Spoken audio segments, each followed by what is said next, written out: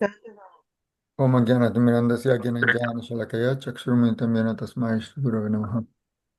नमां विष्णुपदाय गौरप्रस्थाय श्रीमद्भक्तिप्रमोदाय पुरिगोस्वामी नामिने दिव्यज्ञानप्रदत्र प्रभावजामजमने ज्ञानवैराग्यदेहाय शास्त्रसिद्धान्तसंविनय पतितनं समुदयति वैशद्धारवे प्रचारचारकर्य च जगद्वैष्णवः। नमां विष्णुपदाय कृष्णप्रस्थाय श्रीमद्भक्तिवेदान्त स्वामिनिति नामिने नमस्ते सरस्वती देवी गौरवाणी प्रचरण्य विशेषतुन्यवादी पाश्चात्य दशतरणे वाञ्छकल्पतरुश्च कृपा सिन्धुभ्यः च पतितनं पावनेभ्यो वैष्णवेभ्यो नमो नमः। श्री कृष्ण चैतन्य प्रभु नित्यानंद श्री अद्वैत गदाधर श्रीवासदि गौरभक्तवृंद हरे कृष्ण कृष्ण कृष्ण हरे हरे हरे राम राम राम हरे हरे जय. So we're studying the Sri Isopanisad, but before starting, I just wanted to clarify. We were, wondering who was the devotee that um, actually was fighting in favor of the demigods, and then they told him that he was to live that very day, so he started studying the Bhagavatam. His name is Katwanga Maharaj, just in case it's different from Muchukunda. Muchukunda is the one that was awakened by Kalayavana. And Jarasandha was actually killed by Bhima, not by Krishna. Thanks for the clarification. Thank you, actually. So who would like to read first? I can go. Yeah. Namo Vishnu Padaya Krishna Krishna Kutirashmate Rajgovinda Goswami Niti Namane Namaste Prabhupada Devam Gauravani Pacharane Nirvishesha Shimi Varigrama Rajana Nishtane Hare Krishna Krishna Krishna Hare Hare Hare Rama Rama Rama Hare. In the present day of our imperfect material existence, in the present state, we cannot see the Supreme Lord on account of our imperfect vision. But still, those devotees who want to see him by means of material vision are favored by the Lord, who appears in so-called material form to accept the devotee's service. This does not mean that such devotees who are in the lowest stage of devotional service are worshiping an idol. In fact, they are worshiping the Lord, who has agreed to appear before them in a particular way which is approachable to them by them. This archa form is not fashioned in terms of the order or whim of the worshiper. It is eternally existent with all its paraphernalia. This can be actually felt by a sincere devotee, but not by an atheist. In the Bhagavad Gita, the Lord says that he treats his devotee in proportion to the degree of surrender made by the devotee. He reserves the right not to expose himself to anyone and everyone, except those who surrender unto him. Therefore, for the surrendered soul, he's always within reach, whereas for the non-surrendered soul, he is far, far away and cannot be approached. There are we on? I'm sorry. Chapter, are we on mantra 5? Yes, we are. And the book that you and I had, I started at the bottom of page 31 in the present state, and now we're on page 32. Oh, you didn't read the translation or purport? Or because we were in the middle of it. We're in the middle. Oh, I'm sorry. Okay, I'm sorry. I'm caught up. Mm-hmm. Now I have to find out where I am. What word am I on? Let's see.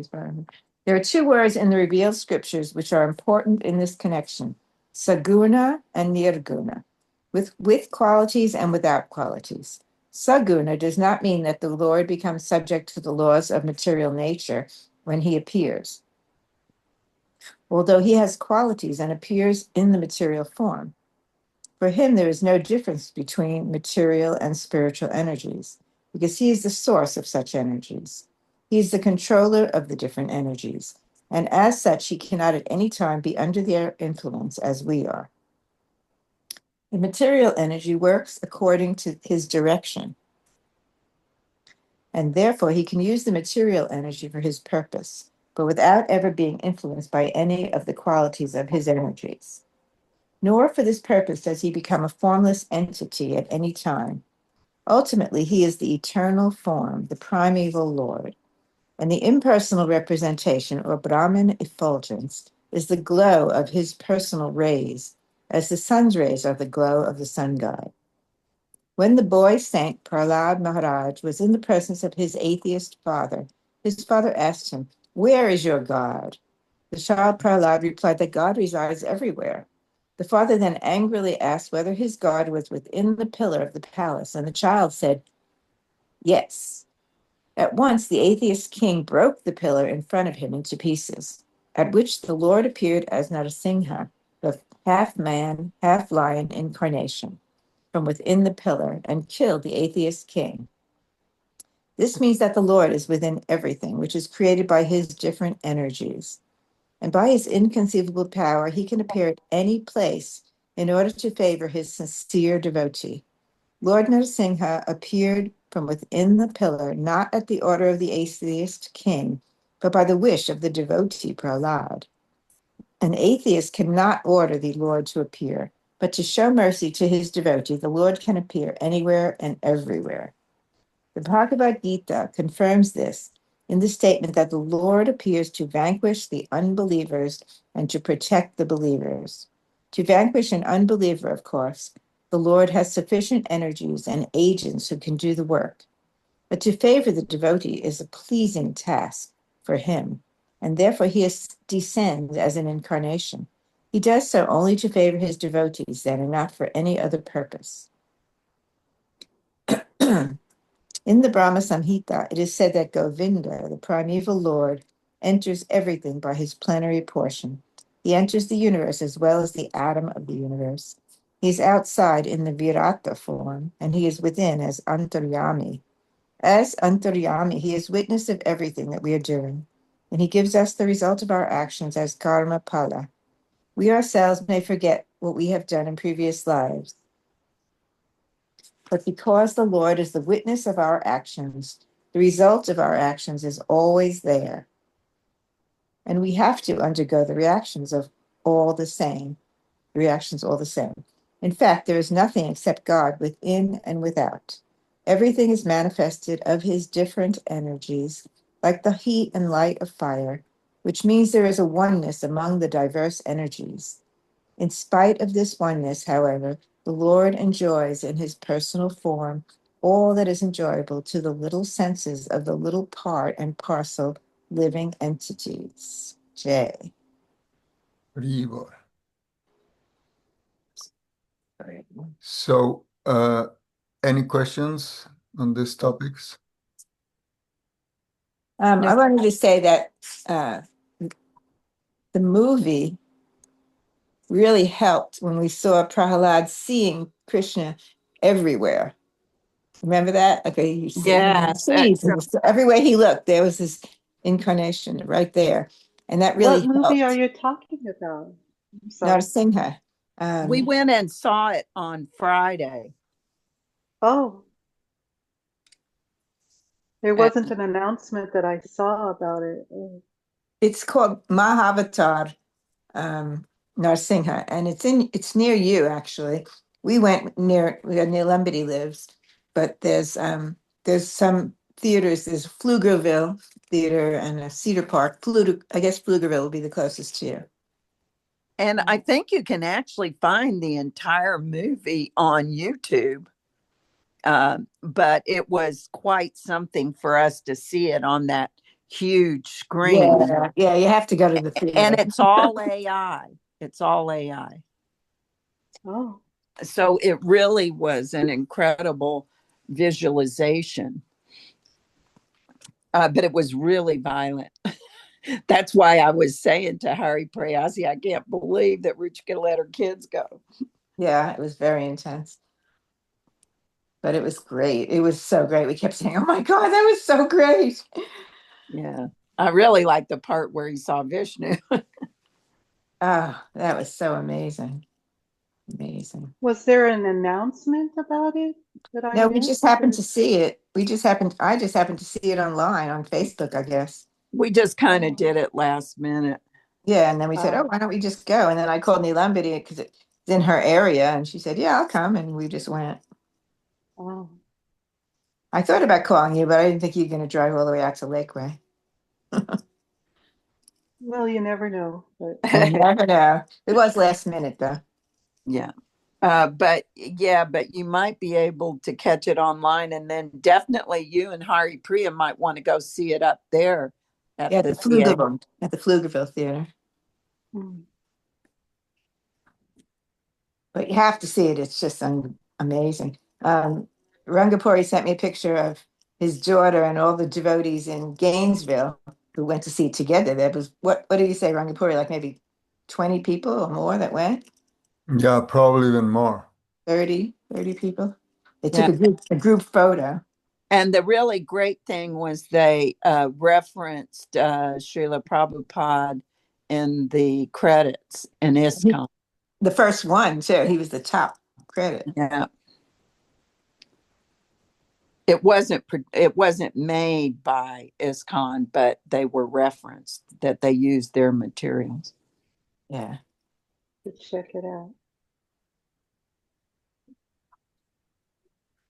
So it was one word, Mahavatar, as opposed to Maha Avatar. It was one A, Mahavatar, when you're looking it up.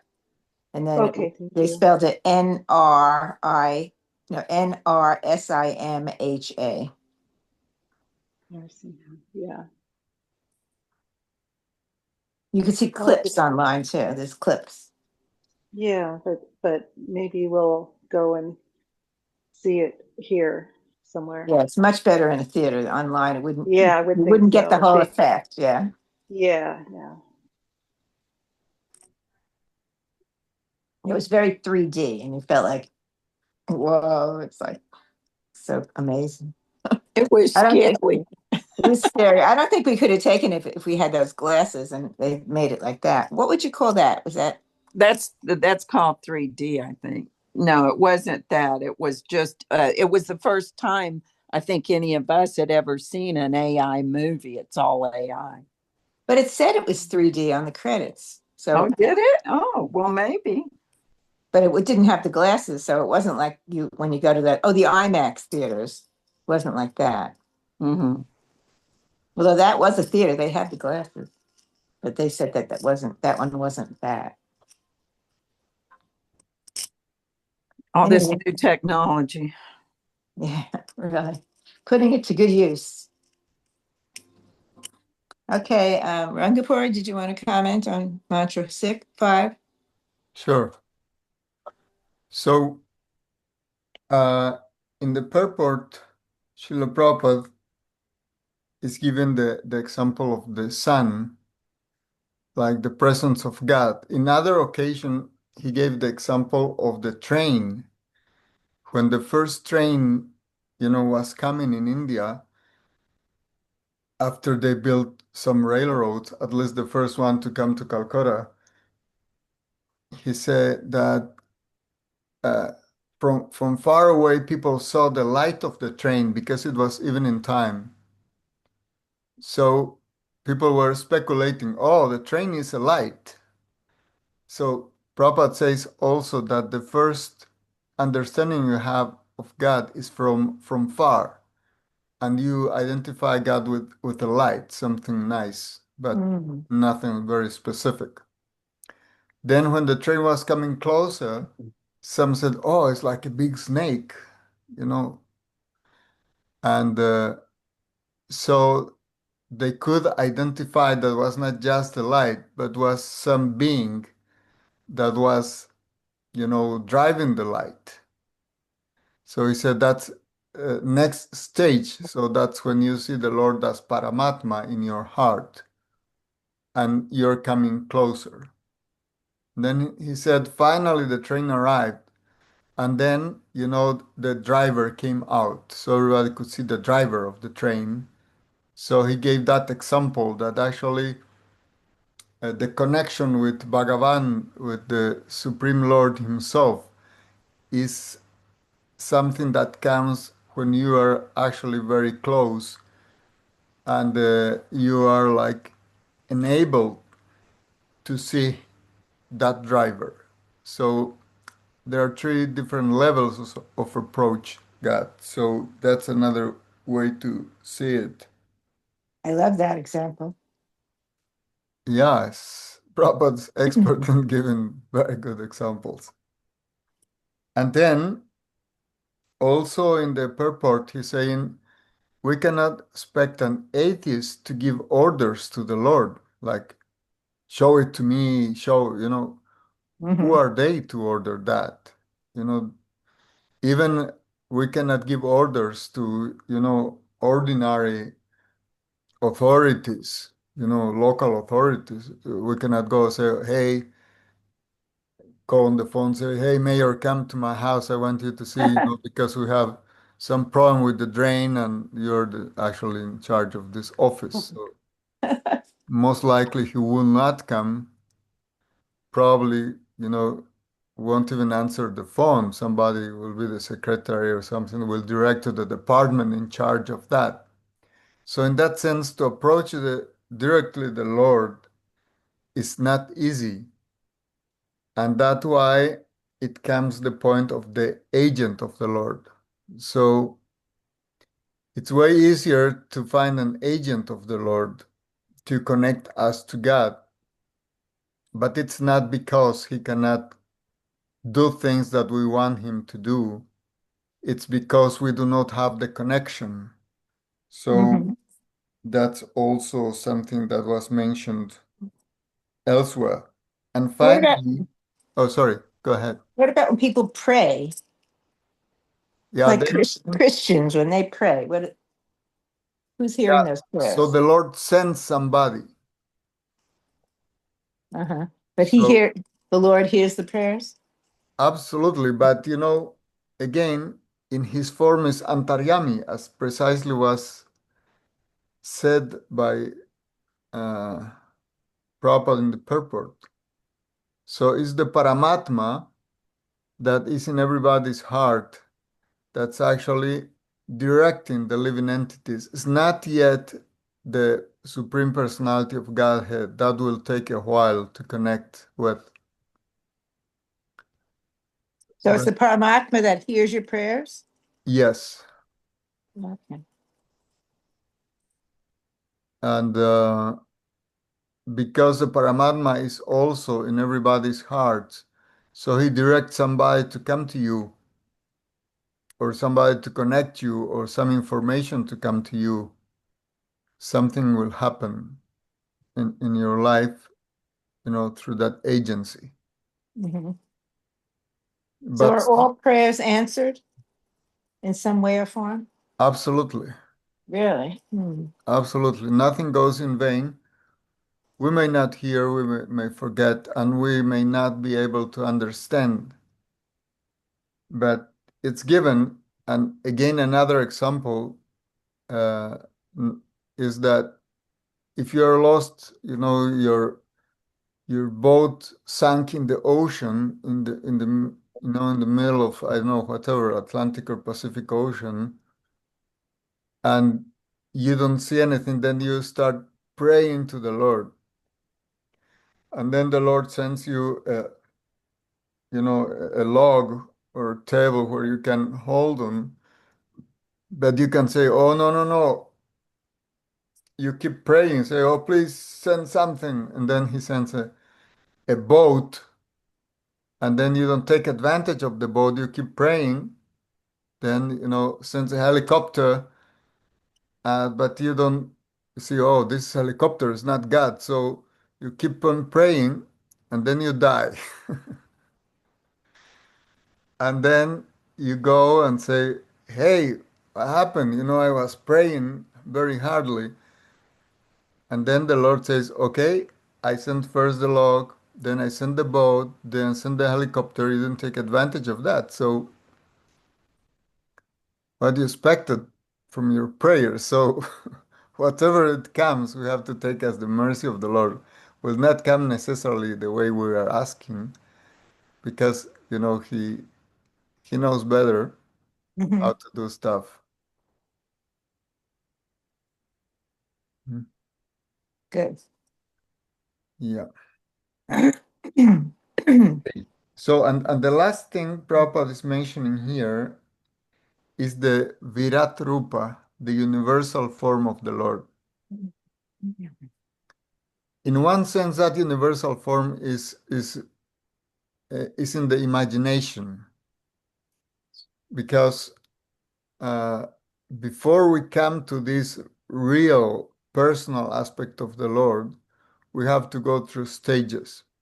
Usually, it's say that being atheist is the lowest stage, and then you start giving some appreciation to nature. So that's like the first approach to the divine is, oh, nature is so beautiful. Then you can start thinking who made it, who makes it happen. And then you can see the universe. Many people talk today, oh, the universe gave me this, universe gave me that. So in one sense, it's a very primitive way, but it's a nice way also to address that there's some big thing behind whatever happens. And then you can even say the Virat Rupa is that all this universe is somehow or other in the shape of the Lord. That these are he has. There is a description even in the Bhagavad Gita. He has thousands of eyes, thousands of arms, because it's everywhere, and you can even see, in a shape, in a divine shape. But that's still, external approach. And then you will come to stages that get you closer to the person. But then all these stages come through an agent. An agent can take you to wherever that agent is able to go. Not necessarily the first agent that comes is the guy that is precisely the gopi in Goloka Vrindavan. Will take a while if we ever get that, in the route. Whatever stage we are, will be helped, will be heard, will be, directed somehow. Okay. So, who wants to read the next verse?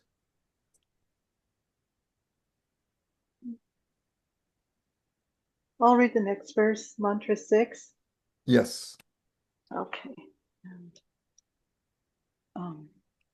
Yastu sarvani bhutani atmani eva nupashyati sarva bhuteshu chatmanam tatuna vigyu sate. Translations and purports by His Divine Grace A.C. Bhaktivedanta Swami Prabhupada, Srila Prabhupada Ki Jai. Yeah.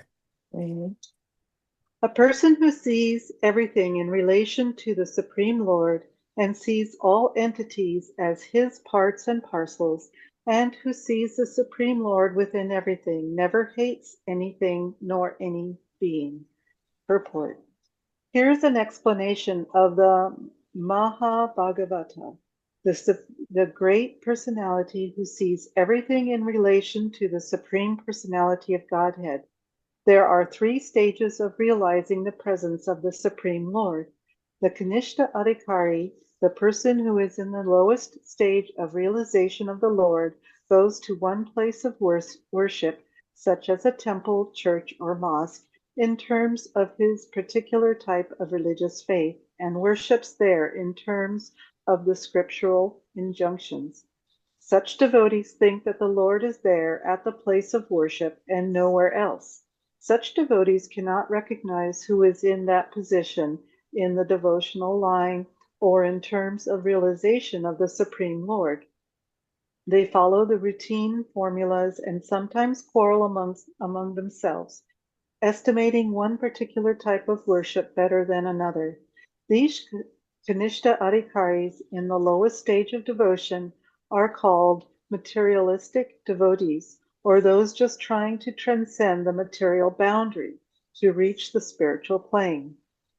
Next, above these Kanishta Adhikaris are the Madhyam Adhikaris, the devotees who are in the intermediate stage of devotional service. These Madhyam Adhikaris observe four principles in relation to the Supreme Lord, which are as follows. 1. They see first of all the Supreme Lord. 2. They see next the devotees of the Lord. 3. They see also the innocent who have no knowledge about God. And at last, 4. They see the atheists who have no faith in the Lord and who hate those in the devotional line. The Madhyam Adhikari's devotee behaves differently toward the different above-mentioned four principles. He adores the Lord, considering him the object of love, and he makes friendship with those who are in the devotional line. He tries to awaken the dormant love of Godhead in the hearts of the innocent people, but he does not approach the atheists who deride at the very name of the Lord. Above the Madhyam Adhikari, there is the Uttama Adhikari devotee, who sees everything in relation to the Supreme Lord. He does not make any particular discrimination between the atheist and the theist, but sees in every one of them the part and parcel of God. He knows that there is no difference between a vastly learned Brahmana and a dog in the street, because both of them are of the Lord, though in different embodiments due to the different qualities of material action. The Brahmana particle of the Supreme Lord has not misused the little independence given him by the Lord, but the dog particle has misused his independence, and thus he has been punished by the law of nature, being encaged in the ignorant form of a dog. Without considering the respective actions of the Brahmana and the dog, the Uttama Adhikari tries to do good to both. Such a learned devotee of the Lord is not misled by the material bodies of the Brahmana and the dog, but he is attracted by the spiritual spark within the respective entities. Those who imitate an Uttama Adhikari in terms of the sense of oneness or fellowship, but who behave in terms of bodily relations, are false philanthropists. Therefore, the concept of universal brotherhood must be learnt from the Uttama Adhikari devotee of the Lord, and not from a foolish person who has no proper vision of the individual soul and of the supersoul, the plenary expansion of the Supreme Lord, which dwells everywhere. In this mantra of Sri Isopanisad, it is clearly mentioned that one should observe or see. This means one must follow the previous acharya, the perfected teacher. Anupashyati is the exact Sanskrit word used in this connection. Anu means to observe. One should not try to see things as he does with the naked eye.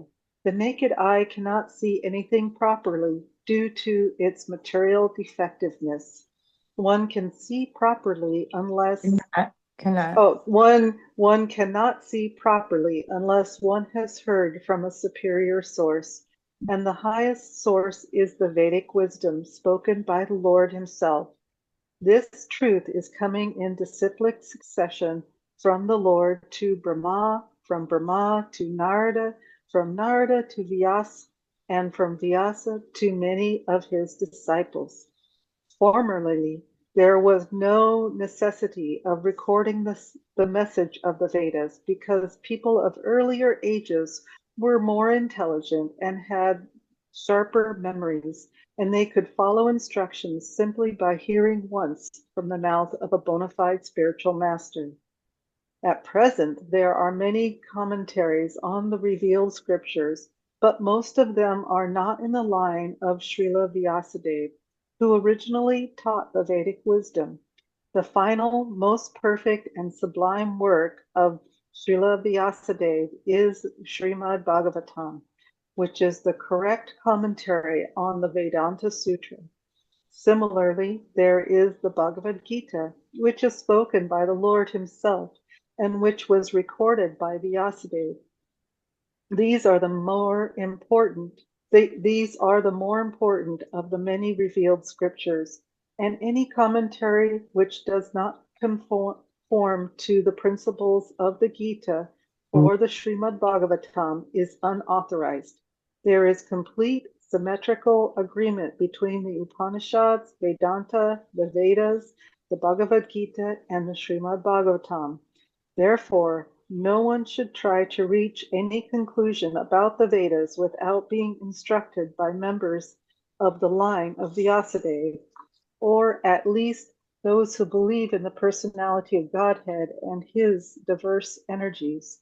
Only one who is already in the liberated status, according to the Bhagavad Gita, can become an Uttama Adhikari devotee and can see everyone or every living being as his own brother. This cannot be seen by politicians who are always after some material gain. Imitation of this liberated status is to serve the outward body for fame or some such reward, but is not service to the spirit soul. Such imitators have no information of the spiritual world. The Uttama Adhikari sees the spirit soul of an entity and serves him as spirit, which includes matter automatically. Jai. Yahoo.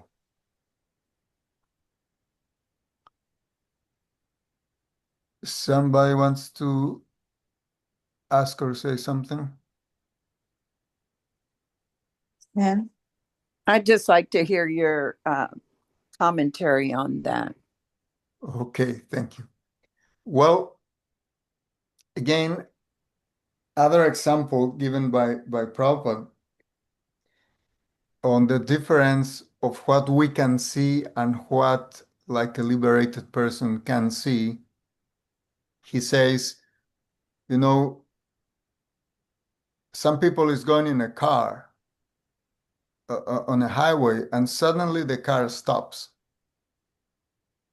So the driver, you know, opens up the cover of the engine, and then everybody goes, they want to see what's wrong. So they all start to look at the engine, but nobody has a clue of what's going on. They just see, you know, cables here, cables there, you know, different tubes and pipes and things. Uh, so they call, you know, they say, hey, we're stuck in the highway and we have seen the engine and we don't see anything wrong. He says, well, uh, it's required an expert to see, but they'll complain. They say, oh, it's going to charge money because what will he do? He will see what we're looking, but there's nothing to be said. I said, no, no, he will see it differently. Okay, finally, since they couldn't fix it, they called the mechanic, and the guy says, oh, fix something.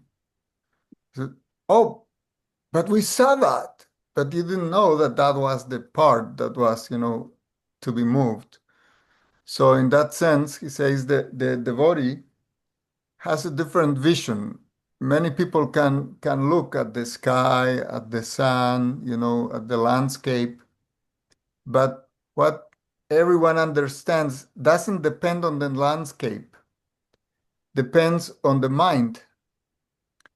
And also, Sridhar Maharaj uh, answered the same thing, saying that that was, you know, Bishop Berkeley, famous like wise man, said that the world is in the mind. So depending on the state of your mind, you see differently. You understand differently. So it's not that changing the objects changes the vision. The vision is something internally arranged for you even to understand, to interpret what is being seen.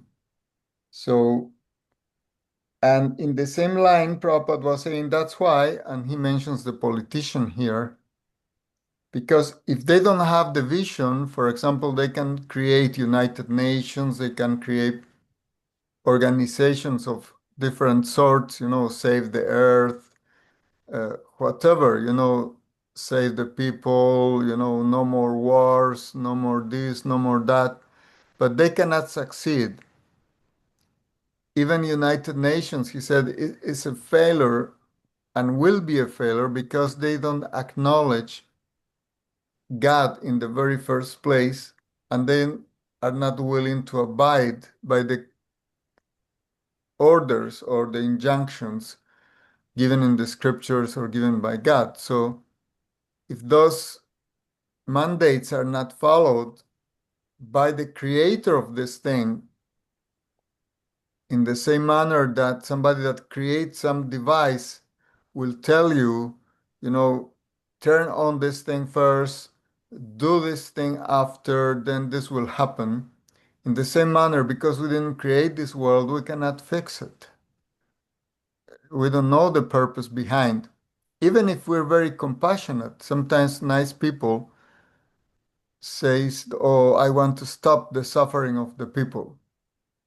Maybe you even go to the, jail, I mean the prison house, and then you see people staying there and you see, "Oh, I don't like these people being here."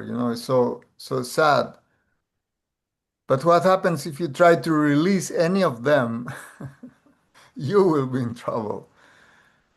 You know, it's not just opening the gate. You can say, "Oh, I'll open the gate." It doesn't solve the problem at all. Actually, it enervates the situation and creates a deeper problem.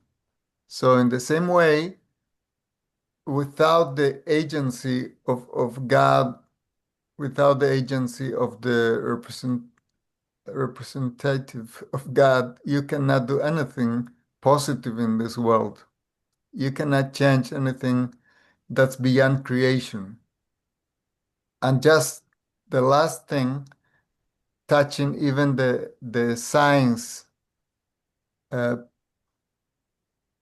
everybody knows that they're trying to, since centuries already, trying to take out God from the equation of knowledge. So when you go to university, even if you go to school, they don't talk about God. They try to avoid that word. And if you say, "Oh, God created that," say, "Oh, you didn't study, you're very stupid, nonsense." But actually, it's the very beginning of understanding things. So without that, there's no way to understand anything. We'll just make up things in our mind, we'll concoct ideas, but there's nothing about reality that can be understood without the mind of God being the director of this analysis. And last but not least, Prabhupada also mentions the agent, and also Hari Prayasi was asking about the prayers being answered. And there's this example that I'm sure you're well aware of, Valmiki Muni. You are all aware of the story of Valmiki, right?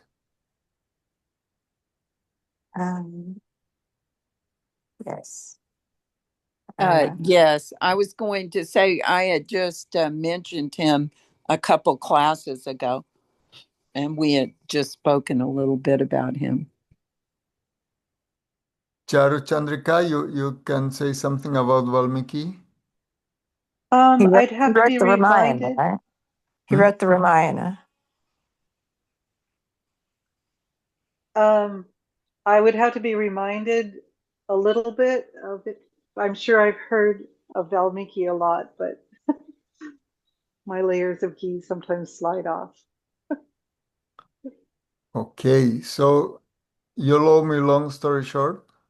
He was the robber who then he got purified. Right. Oh, okay.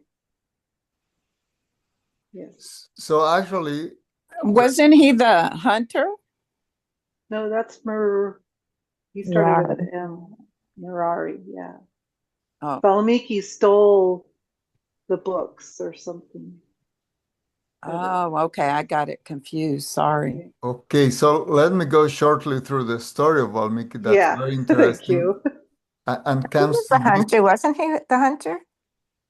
Well, we'll talk about him now. So actually, when he was a child, he was the son of Brahmins. Very nice, very intelligent boy. And in those times, they didn't have like parks like today, so they took him to the forest to learn about, you know, life, to see the trees, to see the animals. They took him to a forest. So he might be like 4 or 5 years old, and he was very curious. So at the point, the parents uh, didn't see him, and he started getting deep into the forest. And he used to run, so he was running, but he got inside the forest, and the parents couldn't catch him. Actually, they tried their best. They stayed there for days and days and couldn't find him. So this little boy was lost in the forest, and a hunter, saw him, and he was crying. And this hunter didn't have children, so he took him to the house, and the wife was also very happy to have a boy at home. Of course, the boy was very sad. They tried to appease him, give him, I don't know if they had binkies or things like that, but something. And finally, they couldn't figure out how to find the parents as well because they were living in the forest. They didn't know where from this boy came, and he couldn't tell. He just said that he had a father and a mother, that they were kind and all that.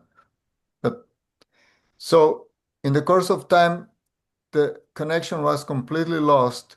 So he started to learn the ways of the hunters, and he became very good at shooting arrows. He was so good that, became the best of the hunters. And then um, he was a very handsome guy as well, and even a princess. And yeah, he created actually a band of dacoits because he said, "Oh, what's the use of hunting animals? We don't get any money off of that, so we should actually go into the roads, and whatever carriage is coming, we should get into that, ask for money, rescue. That's the business." So he created a band, and they were robbing, assaulting, and all these things. At the point, he was the leader of the band. His name was Ratnakar, Dashu Ratnakar. At the point, even the princess, the daughter of the king, was then assaulted and by his followers, and they reported back and said, "Hey, we got the big one, we got the princess here," and they were mistreating her. So he actually, protected the princess, but with the second thought in mind. And he started actually beating and kicking his own followers and saying, "Stop it, you go out. I have to protect this princess, and all that." So actually, and he escorted her up to the palace. So the king was very happy because she was missing. And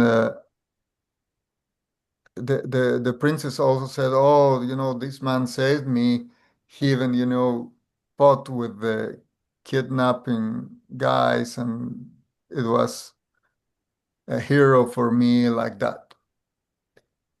So they were so happy with him that actually the king was thinking to marry him with this lady. And the lady herself, was very interested. But Ratnakar said, sooner or later they're going to find who am I, so not a good idea to be so visible here. So he was trying to get rid of that situation somehow. And so he said he was sorry, he was very busy. He had very important businesses to take care. So he received, some jewels, some things, as a reward. But then later on, this girl fell in love with him. She went herself to look for him. But when she was arriving, there was another lady hunter that also was interested in that guy. And she beat her. She beat the princess Oh my God. very badly when she was coming close. Her name was Tara. Very beautiful, but very, I would say non-educated, whatever. So finally, Tara said, "Oh, what will you do with the princess? They're good for nothing. They don't know to do anything. They need servants for doing anything. They don't know how to live." So and this guy was convinced, so he had to find a way and actually ended marrying Tara. And this Tara was a terrible lady. She wanted, I want to mention names, sometimes some relative is married to one of these ladies, but she wanted everything. And the guy was becoming very mean just to please her. At a point, she said that she wanted a pearl that comes in the head of some snakes. So Ratnakara and all the followers start killing all the cobra serpents, breaking the head, trying to find the pearl. They almost extinguished the snakes. Hmm. And the king of the snakes actually was able, Vasuki, to complain to the Lord and say, hey, this guy is mad. They're trying to destroy us. So uh, finally, in order for that to be stopped, to the ears of this Ratnakar came that this pearl was found in the collar, the necklace of Mahalakshmi in the temple. So he went to the temple of Mahalakshmi and saw that beautiful gem there. But of course, the pujari wasn't so happy to give that away because he said, give me that. He said, what? Are you crazy? That's the deity's jewels. I won't give that. So he killed the pujari and was a huge deity. He climbed on the deity and cut the necklace and took the jewel. So Mahalakshmi in the spiritual sky became very upset. Said, what? This rascal has taken my jewels. And the Lord was like smiling. And of course, Mahalakshmi wanted him to be killed. And immediately she was able to withdraw the necklace to the spiritual world. So sometimes the jewels that the deities have, belong to the spiritual world. So that happened. And Narada Muni was coming close and said, let me fix it.